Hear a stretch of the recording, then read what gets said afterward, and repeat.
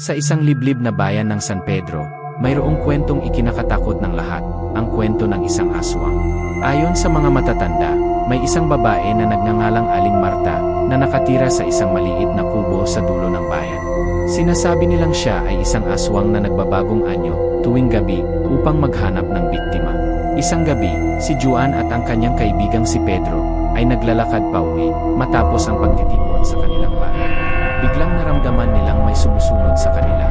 Nilingon nila ito at nakita nila ang isang malaking ibon na may matatalas na kuko at pulang mga mata. Tumakbo sila ng mabilis papunta sa bahay ni Juan. Pagkapasok nila, agad nilang inilok ang pinto at mga bintana. Narinig nila ang pagaspas ng mga pakpak sa labas.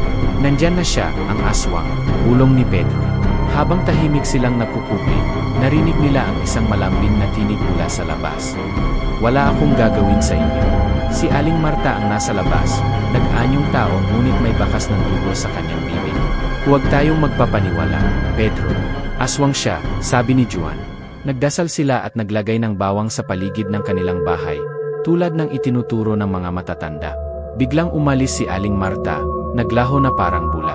Alam nilang ligtas na sila, ngunit natutunan nilang maging mas maingat sa susunod. Kinabukasan, ipinamalita nila sa buong bayan ang kanilang karanasan. Mula noon, naging maingat ang mga taga San Pedro, lalo na tuwing gabi.